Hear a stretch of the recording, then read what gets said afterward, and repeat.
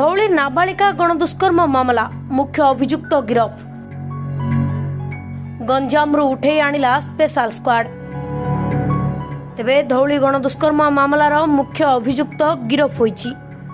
सत्यप्रकाश हाथी ओरफ joker happy को गिरफ करिछि police. गंजामरू गिरफ करिछि special squad एवं धौली थाना पुलिस। तेबे पूर्वरु ए मामला रे दुई अभियुक्तों को गिरफ करिथिला पुलिस।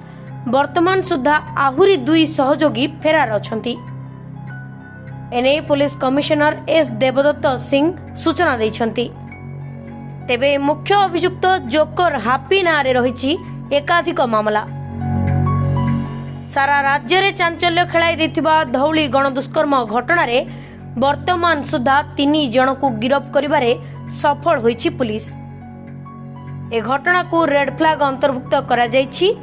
ଏହା ପରେ ଧଉଳି ଥାନା पुलिस सह क्राइम ब्रांच ए मामलार तदंत को मॉनिटरिंग करुछि।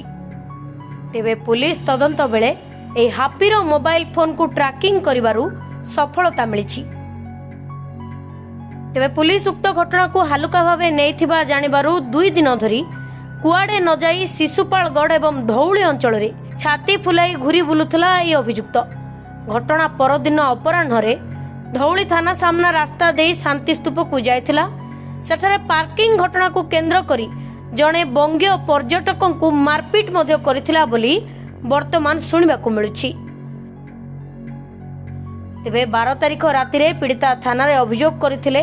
परदिन सकाळे पीड़ितांक मां थाना को आसी आउथरे गण दुष्कर्म अभियोग करिथिले।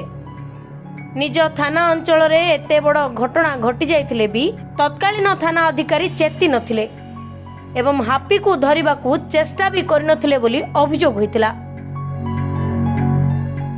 तेबे गत 13 तारिख विलंबित राति रे पुलिस हापीर 2 जन सहयोगी बांकी अंचलर विभू प्रसाद मिश्र एवं कटक ओलटपुर अंचलर कालिंदी पात्र को काबू करिबारे सफल होइतिला। आज पुलिस को अन्य एक सफलता मिलिछि, किंतु एपर्यंत 2 जन अभियुक्त फेरार अछंती। Bureau report Satej news.